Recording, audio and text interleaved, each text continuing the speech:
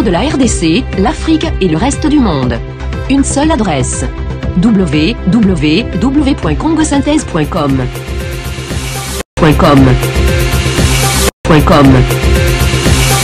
Bote na bino balandi ya Congo Synthèse. Bote pe lisusu na baye baolanda biso partout bisika so bozwami na bamikili ya poto na Afrique na Asie.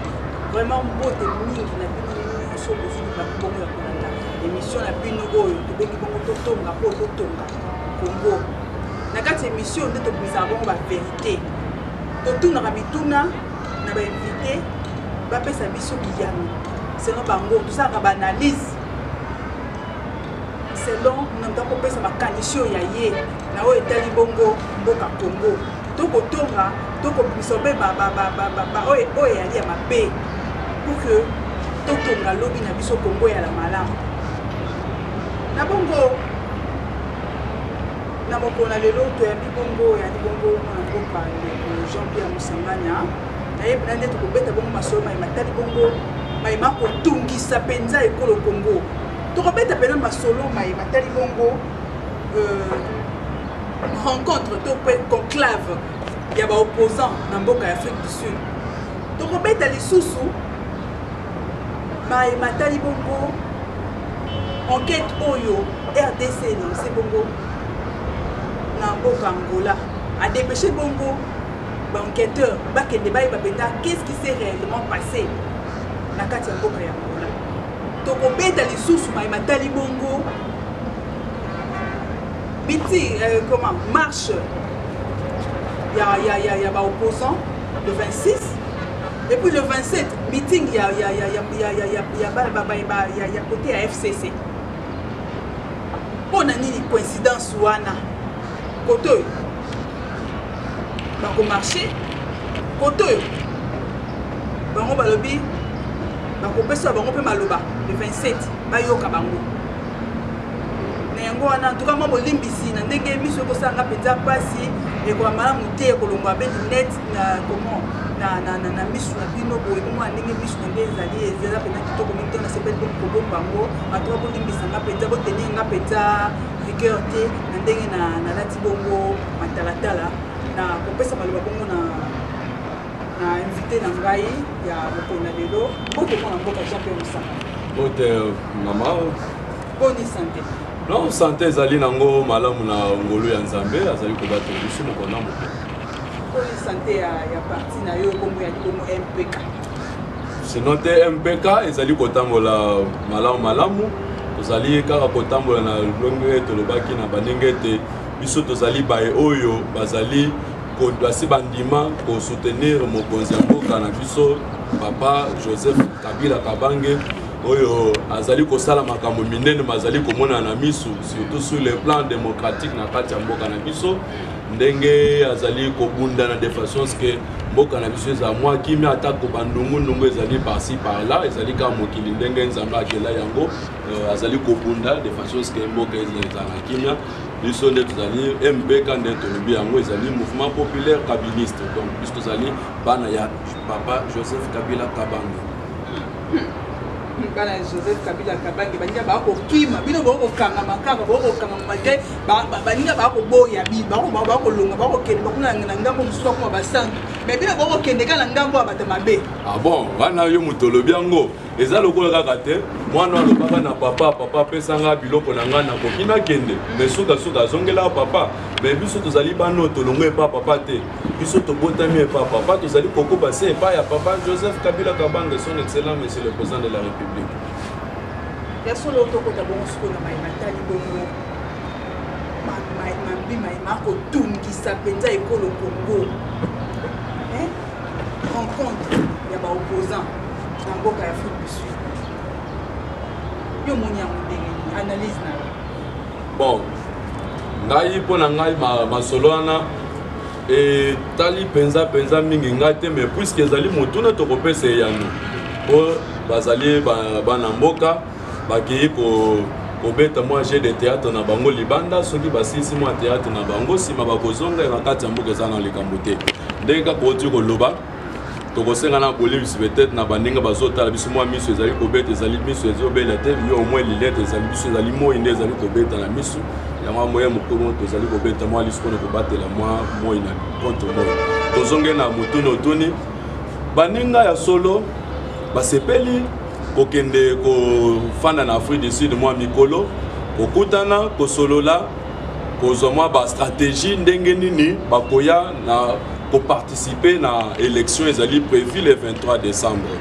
Ezali malamu toboite mboka tokoki kopekisa mutu ta kende kosolo le libanda mais loko yokamwisa ngai ezali parce que bamesana kozala lisanga mais tomoni mwa ndambo bakokende mwa ndambo bakotikala c'est pour émission tosalaki la fois passée na lobaki ete bandeko wana bazali kobunda koyokana me na ndimi teke bakotikala koyokana parce que muna mutu alingi kozala na position na ye alors ndambu moi bino moko ke ndambu déjà bazokende ndambu bakotikala donc jango tolobaki na bino ete nga nazobenga ngo ezali mwa lisano bakeye kosala bakeye kobeta mwa masolo nsima bakozongela biso awa na kati oboka Congo bino bokoboya masanga bokoboya ete bango basangana olimba mbosangani na bango te boko c'est comme si bakocha bino kaka bakocha bisite kaka yo bakofa bakena bango libanda bakena mboka libanda bakosangana basola masolo etali bango na limenya penza na kimia nyonso ndeko jamais osangana ngai na okamo mingi soki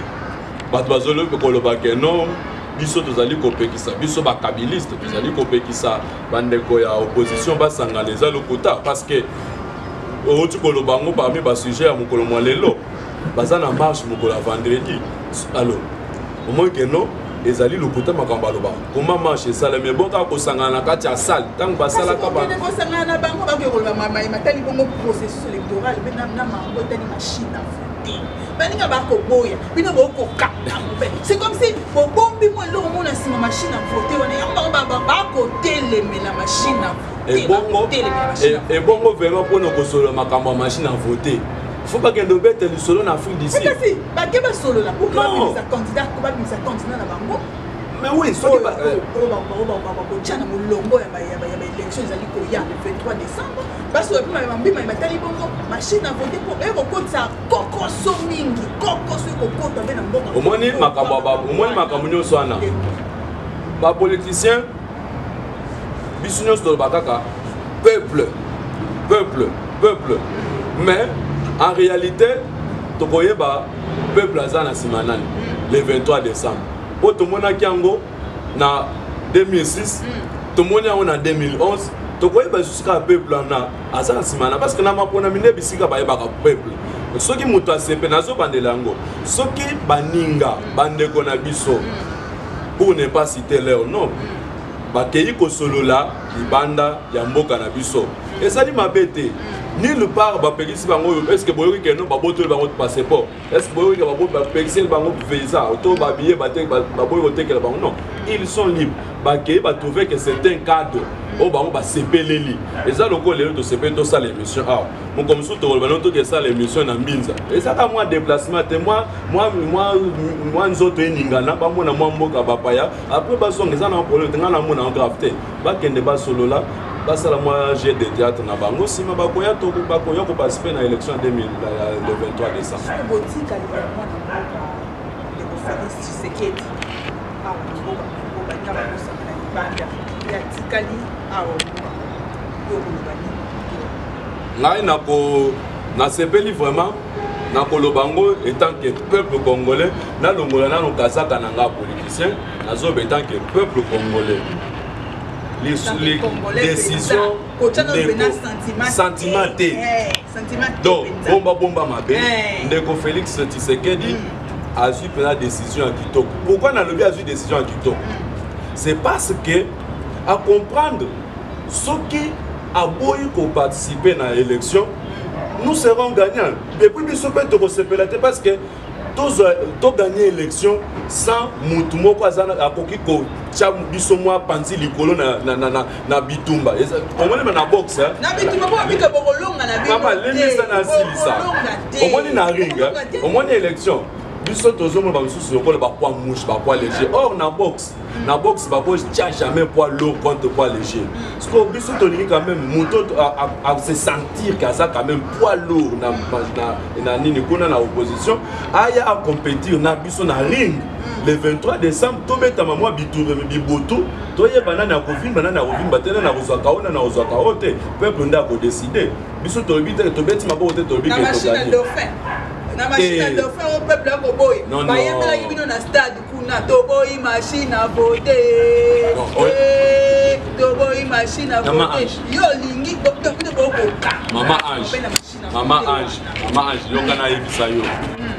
Koyemba toboy machine à voter ndenge mwandambu ya batu bayembaki, ce n'est pas dit que RDC Moubimane, c'est tout à fait normal. Tout le monde, nous sommes dans la démocratie. Oh, il y a une machine à voter. Et bon, m'appelle la télévision. Moi, le peuple congolais, parti au balingi majorité Bazali, parti au balingi opposition Bazali. Alors, ceux qui partent au balingi opposition, bah, ils machine à voter. Mais parti au balingi, ils sont la majorité. Et ils allaient poser la colonne pour prouver que non, ils allaient capables d'une élection. Tout là, tabacan, tout bête dans moi, bituto na katari, moi bibuto et ça la moi bien. Tout gagner l'élection. C'est pour cela qu'on a le but que décision de Félix Azui décision bien. Aya, tout matin ring le 23 décembre. Koto Tozali na poids lourd Ramazan Chadari, Amati Alati Baga. Koto Tozali na poids lourd quand même. Félix Sekedi Amati Pena ring. Comme ça. C'est ni à Kaboli Bisso, na bibutu peuple a télémi à voter comme ça. Toyeba, n'a pas gagné. Mais je vous assure que Bisso, Tozali sûr que démocratiquement et puis avec transparence totale, tu peux gagner l'élection. La machine. Et bon, on a 2006, 2011, machine est à la qui? Bulletin de vote. On a bulletin wana ba évidemment que non 2011 2006 Autrichaki. Ezaki na machine. 2011 Autrichaki. Tant bazol ba ke Autrichaki. Boko kanga machine wana po ebi que siko a biso est-ce que c'est là ça maman Ange. C'est là. 6 millions de fictifs. C'est là na ebisa yo. Omoni mboka oyo la biso. Ce n'est pas dit que son mouton va lobby likambo, c'est-à-dire battre sur lobby. Na dobaka la fois passée, nani o yazali na preuve sur les 80 millions d'habitants au yabisu na Congo, azana statistique que non au moins 60 millions, bon peut-être ba majeur, tous ba majeur ba cause par exemple 60 millions. Alors na ba majeur wana que non 40 millions ba boy machine, 20 millions de bandits machine. Tout ça là qui élection en 2006, tout ça qui na machine té. Nyo ça qui na maboko. Tout ça là élection en 2011 nous sommes dans maboko ata lelo tobi que non mutna mutu akoma kombo na papier to boye makambo empreinte digitale to boye makambo ya kosala bo mutu azaka akoma kombo tangu toko gagner ba roboya kaka donc opposition musala ngo ezali opposition et boya kaka parce que opposition jamais ko kondima à grande partie bola moyo parti au pouvoir et ça là. Non, parce que si bango bandimi ba mo que non ba mi quoi ici na mai. Il faut toujours ka balo ba mo ça bango zaka balo ba ka le contre. Et ça loko la mbandate. Maman landa ko basi mi bale ba bali mo moko. Banda ko linga te ka lo ba bola mo mbanda même ba mise ba yemba yango. Dans son félicité bango balo bande bale ko lo ba mais bisu mutazo ça l'élection mutazali ko lamba et boulouana élection ezali nani seni avec papa Kone Nanga na ba mamba ba équipe na ye bangonde ba trouver que non machine ezali quand même bonne ya ko aider biso bona ko passer na élection moko rapide et puis simple et facile et transparente aussi. Et c'est ça le problème. Donc biso mona gravité pour machine à voter ton na papier. Donc to longa ki baki maté to longa ki déjà bango. Na ba matani bongo bande na biso pour aider ko ça penza passe. Ya komona lo lenge kani ya na biso baaki maltraité na mboka ya Angola. Lolenge kani ba beti bango lokwa bakacha. Ko bete puis ko mwaka bango lokwa ba na yaki te batumba biloko pamba. Yo ko ba nini? Bon, et tant que humain, tant que yo mona ki ba image wana ko ko tambola. Tant que yo italien.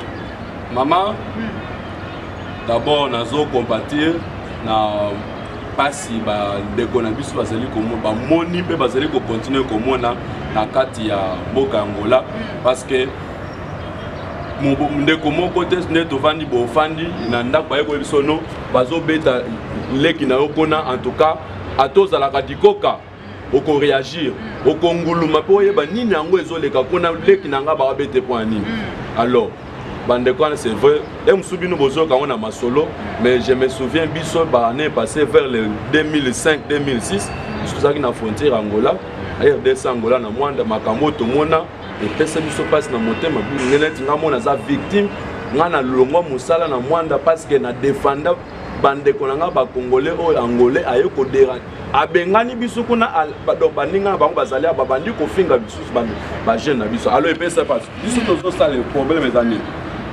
une enquête eza déjà en cours de façon que aussi longtemps ministre na bango mais comment ambassadeur na bango ayaki awa aye kodementir alobi ke no banyonso wana baimage nyonso eza klike eza monte enquête oyebi mpe bo agir mbala moko enquête lisusu non omoni nakoyebisi bino eloko mokomoni peuple congolais mama Ange peuple biso fo toyeba ke mboka o Congo un jour bato bakopesa nga na raison na eloko na aloba oyo mboka o Congo ezali mboka ezali kovivre bilakami ya Nzambe bilakelamité parce que la calamité kozala sous forme de malédiction mais ezali kovivre bilaka ya Nzambe. Souvenez-vous même lelo Israël pour comme Israël a souffert. D'abord Israël même n'existait pas. Israël existait tango Jacob a kobota les 12 enfants na Yohana. C'était donc boyebi ba vivant ba période de Belém na Égypte maltraité ainsi de suite mais suka bazwa kikimia. Biso pe mboka na biso tokoki ko agir brutalement. Notre pays est un pays hospitalier reconnu mondialement. Le problème c'est quoi? On ne peut pas.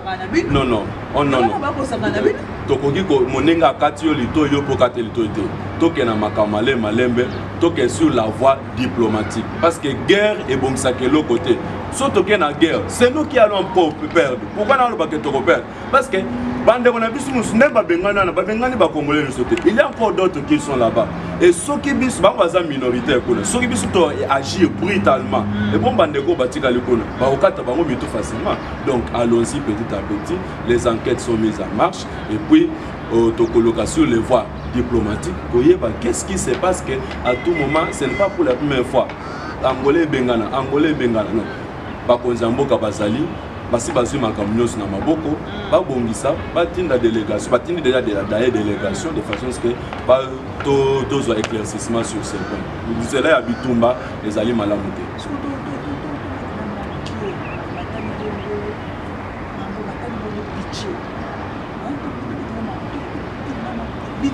Budget na biso oh ndeko le premier ministre na biso Bilo Chibala auti bongo présenté de l'Assemblée nationale, il y a 6 milliards par rapport au budget l'année passée. On dit que tout quitte aussi longtemps.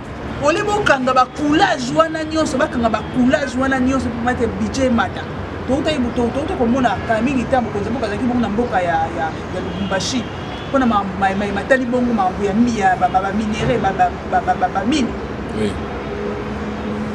Siko on est pour autant et ça que budget mata mais budget ko kita oui maman problème il y a budget et ko kita tout comme ko mata ça arrive partout pourquoi ça arrive partout ça arrive partout ça va pas na mboka ba ko bénéficier na mboka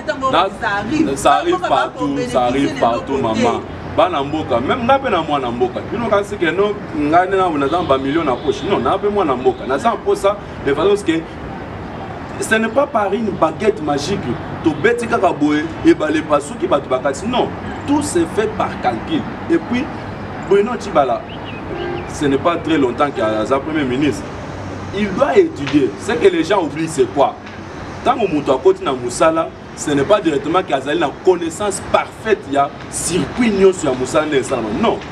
Tshibala n'a jamais été premier ministre, il n'a jamais été ministre, il n'a jamais été gouverneur. À côté de la gestion de Makas, il doit prendre quand même du temps. il faut quand même un peu de temps de façon que Aïeba, entreprise besoin fonctionner. De façon que Aïeba quoi faire. Donc, permettons-lui donner quand même un peu de temps qu'il lui reste parce que bientôt l'élection, c'est ça, il ne sera plus. Le Premier ministre, peut-être pas voter, on ne sait jamais. Alors, tant qu'on a peu de temps à Zanango, à Pomédran, et l'autre, on ne sait pas pour nous, les années. Mission au but de confier et d'aller à même dans l'élection. Moi, je suis de la majorité, je soutiens le président Joseph Kabila. Alors, Kabila lui a donné la mission, il y a quand même dans l'élection. Le Premier ministre, son Excellence, M. Bruno Tshibala, nous amène aux élections. C'est ça ce que moi j'attends. Je veux vivre la passation facile de pouvoir.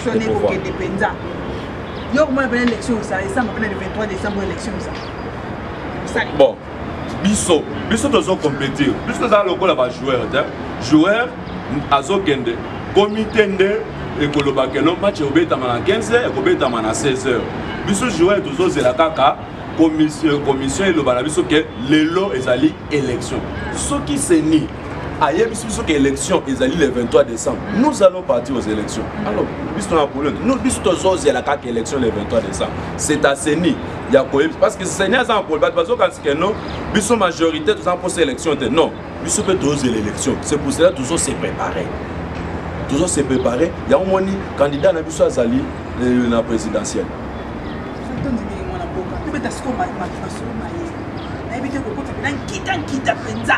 Et comme il y a quoi moi, affrontement le 26, marche à opposition contre la machine à voter. Le 27, il y a FCC, la stade Tata Raphaël. Voilà. Il y a affrontement. Et comme il y a quoi,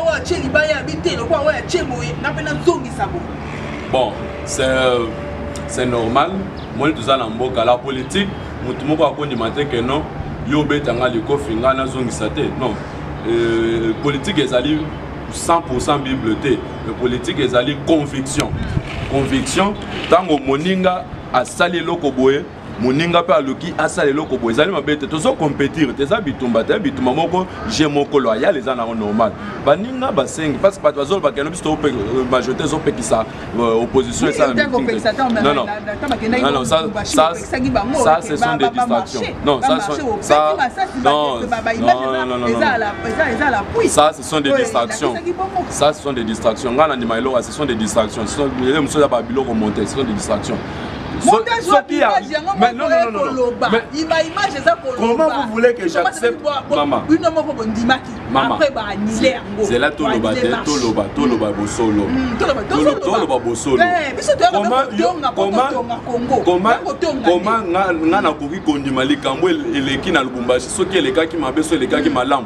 toyebite ngana ndimaka ka brutalement ndengwana au moment où ils ont ça manakisha c'est sikanga nazali les 26 marche ils allaient autoriser son excellence monsieur le gouverneur de la ville province de Kinshasa a autorisé et puis ma marche ils allaient dans le calme.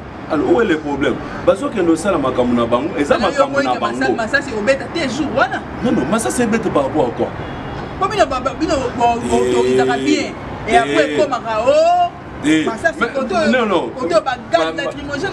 il y a des métiers qui se sont faits à Sainte-Thérèse. Est-ce que Massa c'est bête? Jamais. C'est la même chose. Donc autour de ça analyse. Non, il n'y a pas. C'est quelque chose dont le gouverneur André Kimbuta a accepté, a pris acte, parce que dans la démocratie, il n'y a pas question d'accepter ou de ne pas accepter. Il a pris acte et Baninga va poser à Makama Bango, au Itali Bango. Ba revendication na bango, ba acceptation na bango, etali bango, ndenge balingi, basa la marche de santé na bango, moi miku eninga na efunga meza na mabete, mutakolo one kinga na beti makoloti soki wapi, anolis moi makile tamole na nzoto après azongi nenda. Mais biso c'est différent avec nous. Biso tozo kende meeting na biso, tozali ko kende to ko dévoiler secret sinon te va causer déjà position. Donc les voyez bana meeting aussi dans un projet de société exacté. Depuis que pour continuer à nini wakala. Pesa nga projet de société en Nzambe na bomo na yo.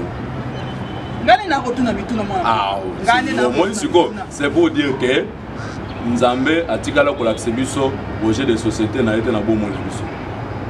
Rien n'empêche que tant que Batoubalobak va critiquer qui président de la République, Alinga se représenter, mais lui fidèle qu'il a été à sa parole, Albaki, je ne me représenterai plus jamais dans l'élection.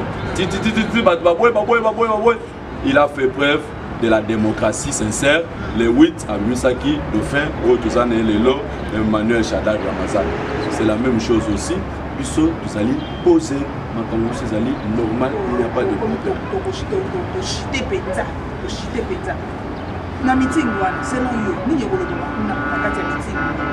Non, non, ça va. Non, non, Naï Nazali, est-ce que. Non, ça ne peut pas. Mais ce qui n'a lobby déjà, donc c'est fini. Non, là on est dans pour anticiper les choses. Et puis, Ezali na compétence, ce n'est pas moi qui ai le discours. Là, dans un discours, on a été Azali chargé à couper ce discours, on a des moutons à Koloba. Donc c'est ça.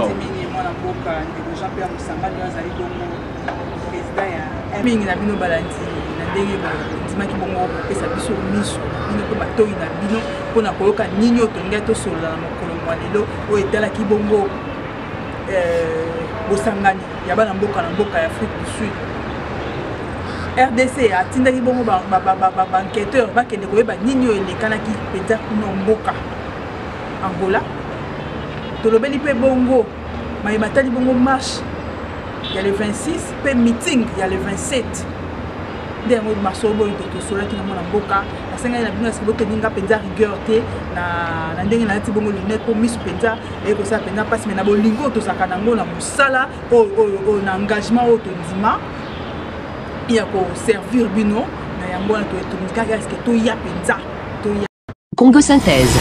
La synthèse des infos de la RDC, l'Afrique et le reste du monde. Une seule adresse. www.congosynthèse.com.